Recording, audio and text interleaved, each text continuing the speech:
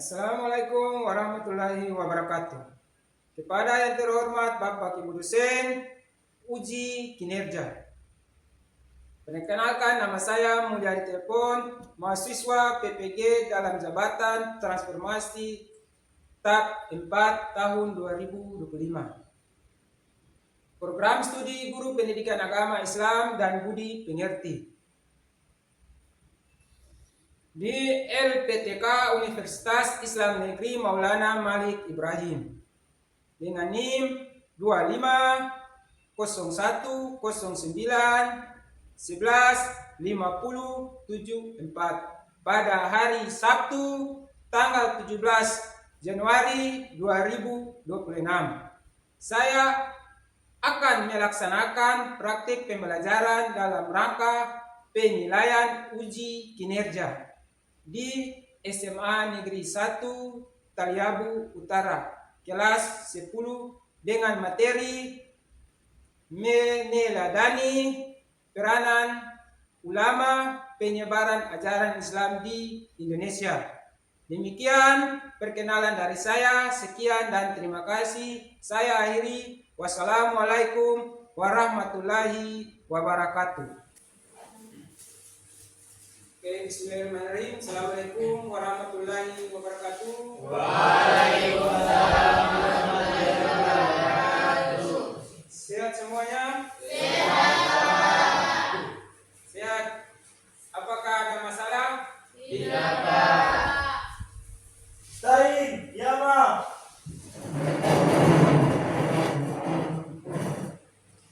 Salaman. Assalamualaikum warahmatullahi wabarakatuh. Pagi hari ini, aku harap marilah sama-sama kita menyanyikan lagu Indonesia Raya. Turun. Berdiri ya.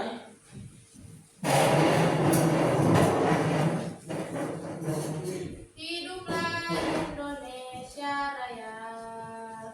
Indonesia tanah airku, tanah tumpah darah.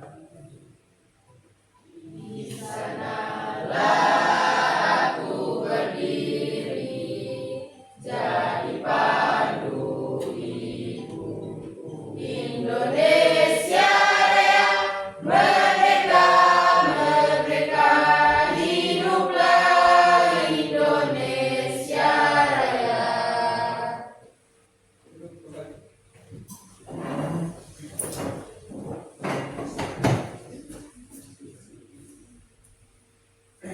Oke. Kenapa sampai kita harus memulai materi dengan lagu Indonesia Raya? Agar orang menghargai, agar kita semua menghargai jasa-jasa para pahlawan yang telah gugur, baik pahlawan di dunia pendidikan maupun yang telah gugur di dunia peperangan. Oke, Pak Guru, lanjut.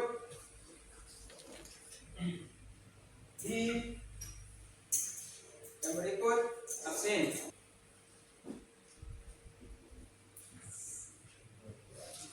Oke, dengan nama Pak Guru absen. Satu ya.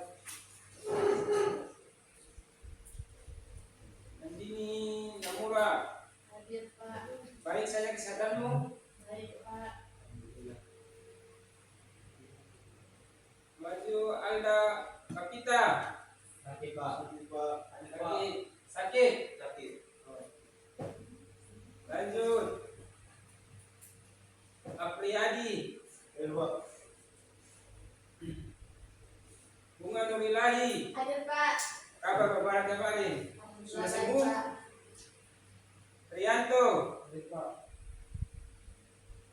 Ini sebelum kita lanjut di materi, Pak Guru minta kepada Saldi untuk sama-sama kita membaca doa. Teman-teman, sebelum kita mulai melakukan aktivitas belajar di pagi hari ini, marilah kita berdoa. Berdoa mulai. Bismillahirrahmanirrahim. Rabbi zidni ilman warzuqni fahman.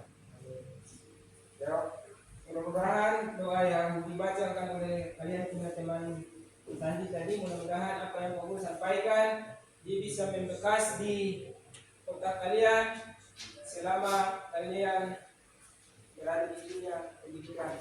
Amin. Oke, aku lanjut di materi ya. Ya Pak.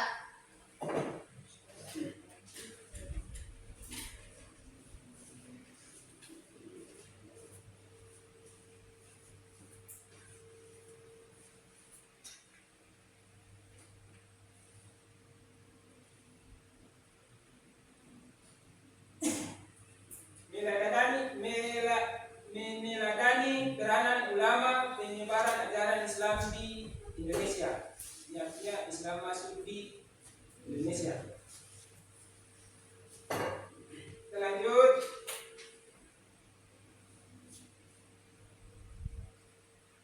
Tujuan pembelajaran. Di sini ada 4 poin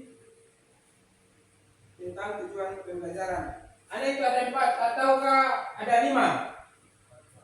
4 tujuan pembelajaran.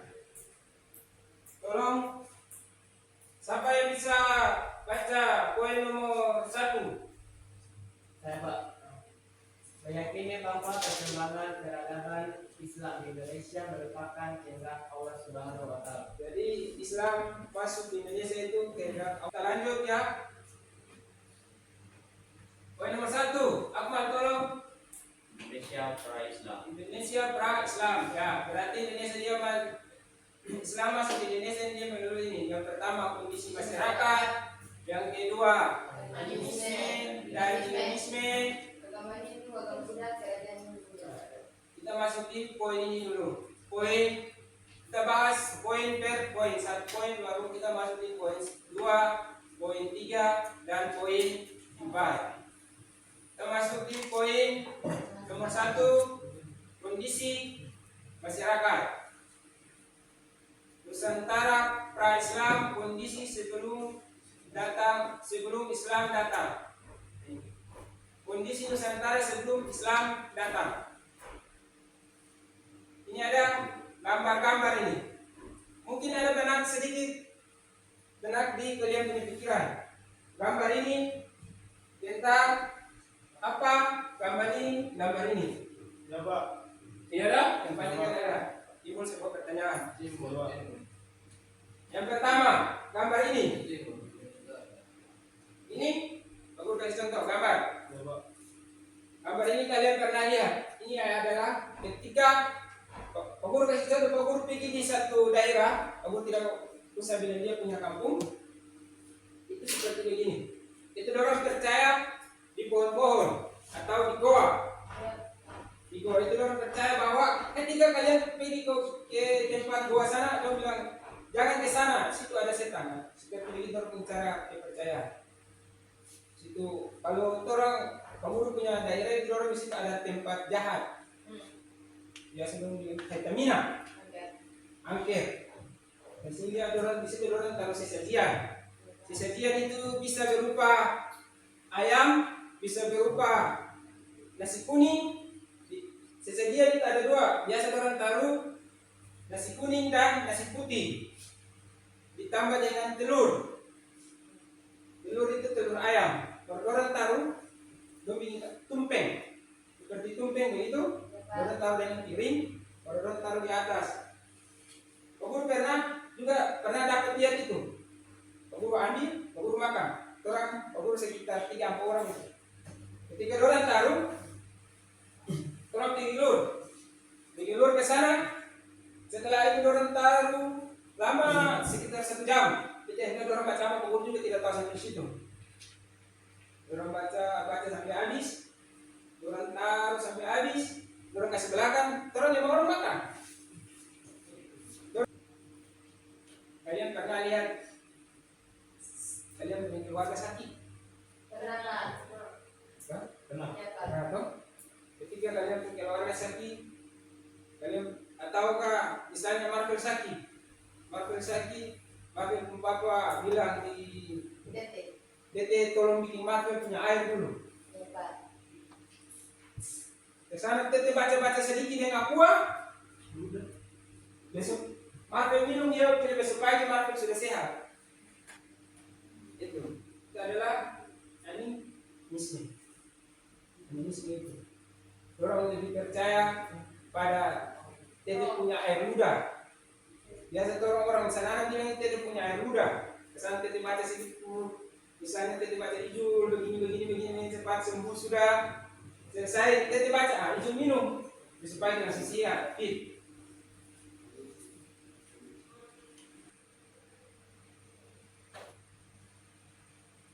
Setelah kehidupan awal yang penuh kemewahan di bawah perlindungan ayahnya raja siapa nih? Kemudian hari apa? Lanjut. Maka lanjut. Jakarta melihat kenyataan kehidupan sehari-hari dan menarik kesimpulan bahwa kehidupannya pada hakikatnya adalah kesengsaraan yang tak dapat dihindari. Siddhartha kemudian meninggalkan kehidupan mewahnya yang tak ada artinya lalu menjadi seorang bertapa. Kemudian ia berpendapat bahwa betapa juga tak ada artinya dan lalu mencari jalan tengah, Majjhima Patipada. Jalan tengah ini merupakan sebuah kompromis antara kehidupan berfoya-foya yang terlalu memuaskan hawa nafsu dan kehidupan bertapa yang terlalu menyiksa diri. Oke, ada pertanyaan? Kalau tidak ada, berburu lanjut ya. Iya, Pak.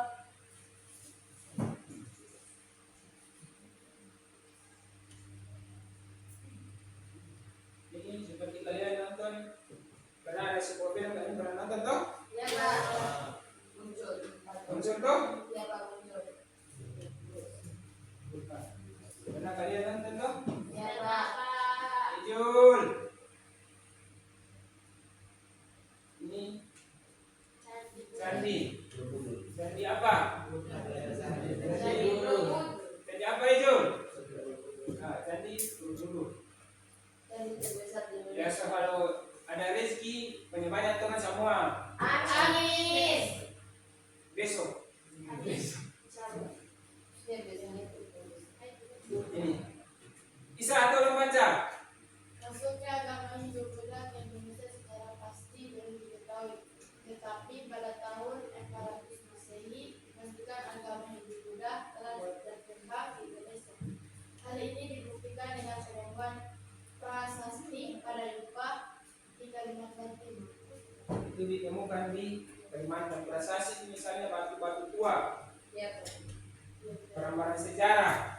Dan di situ ada tulisan sejarah Sanskerta. Iya. Kalau kalian belajar sejarah, pasti kalian tahu toh? Iya, Pak.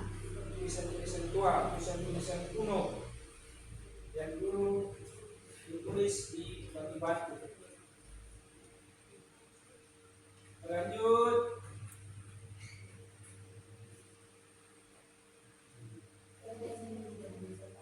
Nah, kira-kira penduduknya di Nusantara.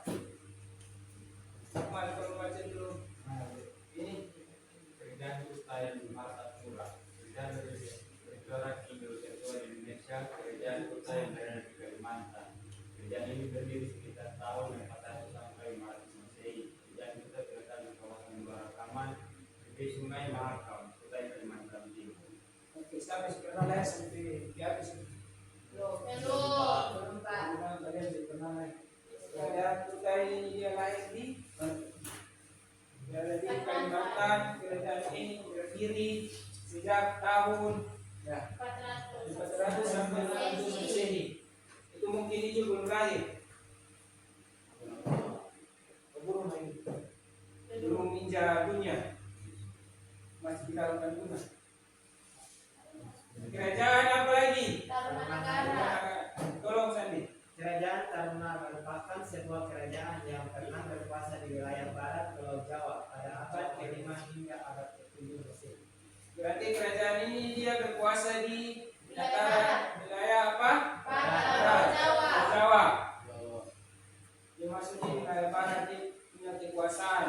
Dia punya kekuasaan abad ke-5 hingga abad ke-7 Masehi. Nah, ini kita masuk di Islam. Islam. Dan kita sudah bahas tentang Hindu Buddha. Sekarang kita masuk di Islam. Apakah Islam di masa Hindu Buddha sudah masuk di Nusantara? Ini adalah judul buku dan ini dia punya arti. Dalam apa? Tolong. Dan yang paling awal menyebarkan ajaran Islam ke tanah Jawa adalah para pedagang Arab melalui jalur perdagangan dengan Nusantara jauh sebelum Islam. Jadi, orang bawa Islam itu seperti halnya dengan pertemuan yang kemarin Pak Guru sudah jelaskan bahwa orang masuk melalui jalur perdagangan. Jalur perdagangan itu ketika seseorang dia datang di tempat itu dia berjual, setelah itu dia menyebarkan agama Islam.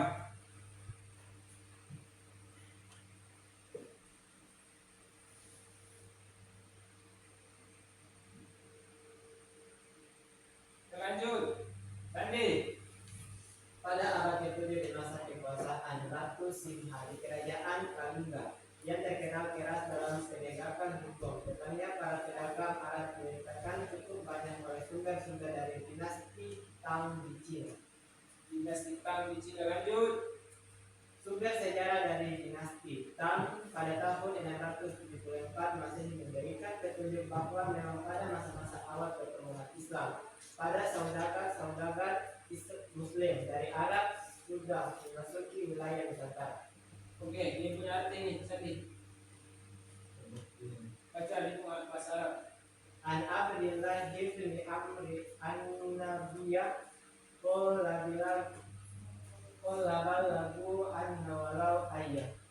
Jadi artinya sampaikanlah walaupun satu Ayat.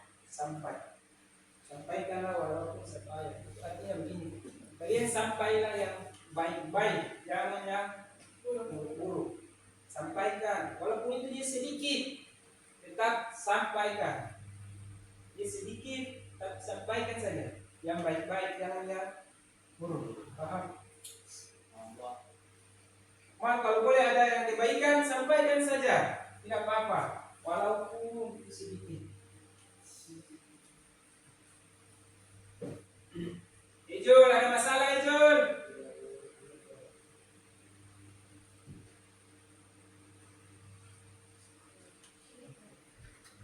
Apa? Imigran bangsa Persia. Tolong, kamu. Keluarga Nah itu, lanjut. yaitu keluarga yang datang ke Nusantara pada zaman Raja Nashirudin. Tidak. Tempat tinggal toh, itu misalnya begini. Guru kasih contoh lagi. Di Pak Guru pun daerah itu ada kompleks Jawa. Berarti di situ khusus untuk orang Jawa. Khusus untuk orang Jawa, saya tidak ada orang-orang lain. Ya, Pak.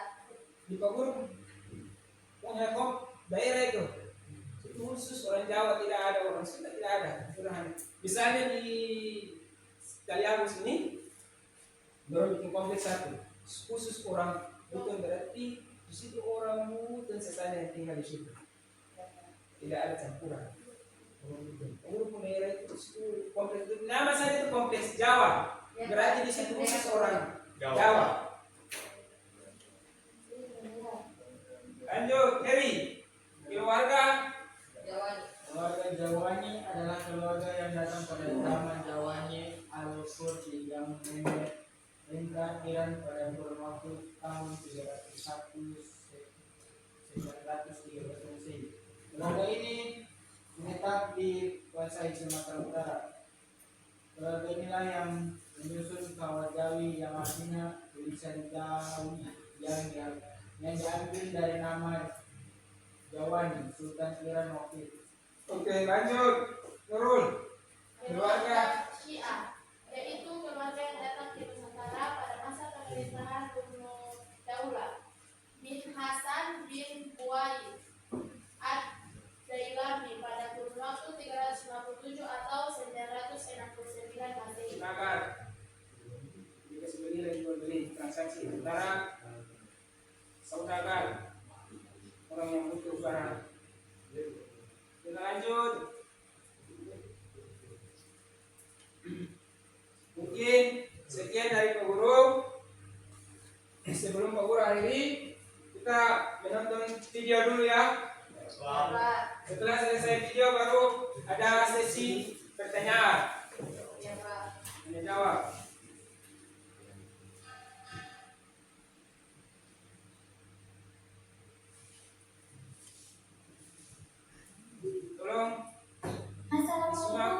warahmatullahi wabarakatuh. Video ini setelah kalian menonton video itu soal, nanti Pak Guru bagi soal.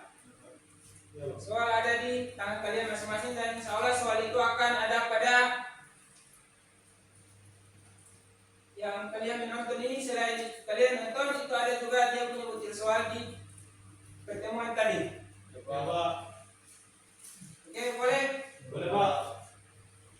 Halo, tadi kita ketemu lagi nih di pembahasan materi PAI dan buku kaki. Kali ini kita akan membahas mengenai materi PAI kelas 10 SMA MA SMK bab 5 tentang meneladani peran ulama penyebar ajaran Islam di Indonesia.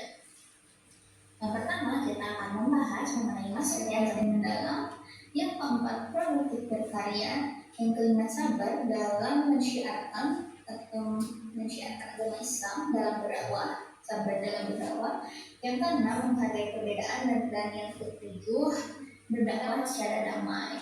Hal ini bisa kita lihat berdakwah secara damai ini ketika Wali Songo menyebarkan agama Islam, mereka mengadaptasi budaya-budaya setempat dan tidak menggunakan kekerasan, tapi secara pelan-pelan, lembut dan damai. Oke, cukup sekian pembahasan kali ini. Semoga bermanfaat. Mohon maaf apabila ada kesalahan. See you and thank you. Assalamualaikum warahmatullahi wabarakatuh. Oke. Ada pertanyaan? Ada Pak. Oke. Silakan. Jelaskan mengapa pendekatan kultural atau budaya yang dilakukan oleh Wali Songo dianggap sangat efektif dalam mengislamkan masyarakat Jawa pada masa itu. Ada yang bisa menjawab? Saya Pak. Lanjut. Pendekatan kultural dianggap efektif karena Wali Songo tidak menghapus tradisi lokal yang sudah ada seperti wayang, gamelan, dan upacara adat, melainkan menyisipkan nilai-nilai Islam ke dalamnya. Hal ini membuat masyarakat tidak merasa asing atau terancam identitas budayanya, sehingga mereka menerima ajaran Islam secara sukarela, bertahap, dan tanpa paksaan atau dakwah yang persuasif. Berarti Wali Songo itu dia mengajarkan dia masuk Islam itu dengan cara dia tidak menghilangkan orang punya adat-adat. Dia membangun pentas yaitu wayang. Selain dia membangun pentas wayang itu, di situ dia juga masukkan dengan ajaran-ajaran Islam. Dia tidak menghapus sekali ke sana, prak langsung dihapus, tidak. Dia pelan. Ada lagi? Pertanyaan lagi? Ada pertanyaan? Ada saya Pak. Lanjut. Jelaskan peran strategis institusi pesantren yang dirintis oleh Sunan Ampel dalam memperluas jangkauan dakwah Islam. Yang bisa menjawab? Saya Pak. Sunan Ampel mendirikan pesantren Ampel Denta sebagai pusat pendidikan sebagai para pemuda dari berbagai daerah. Para santri yang telah lulus kemudian dikirim kembali ke asal mereka atau ke wilayah baru untuk membuka pemukiman dan mendirikan pesantren baru. Melalui jejaring santri inilah ajaran Islam tersebar secara masif dan terstruktur dari pusat pesantren ke pelosok daerah. Oke, jadi itu yang dimaksud dengan Sunan Ampel itu dia mendirikan sekolah. Setelah dia mendirikan sekolah, dia suruh lagi satu orang ke jalan ke sana di kampung lain mendirikan sekolah, lalu menyebarkan agama Islam. Pokoknya dari satu desa door to door. Misalnya dia rasa di salah satu kampung dia tinggal di situ, orang semua sudah memeluk Islam, dia punya anak-anak didik sudah cerdas, dia suruh kamu ke sana lagi, menyebarkan agama Islam lagi satu kampung. Seperti itu sambung sampai banyak. Oke, ada pertanyaan lagi? Kalau tidak ada, Pak Guru langsung masuk pada soal. Jadi soal sementara sudah ada di Pak Guru punya tangan.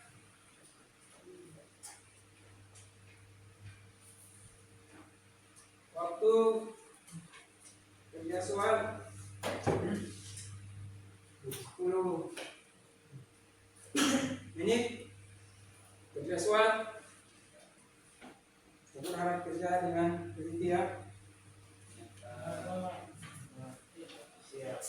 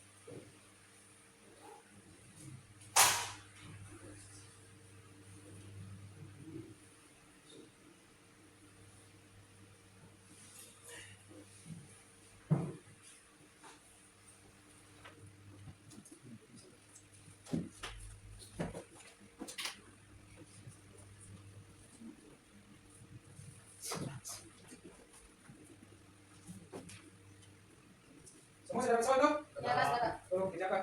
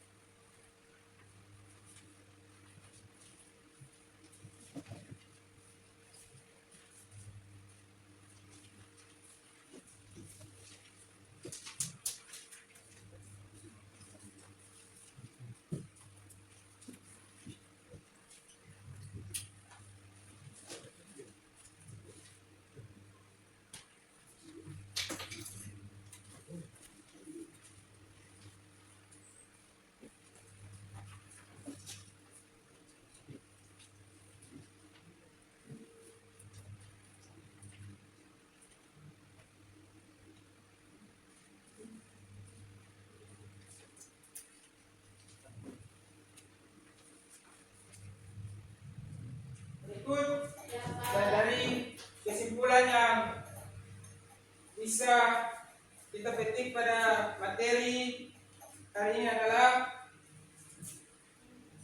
berdasarkan pembahasan di atas atau kesimpulan yang di atas dapat disimpulkan bahwa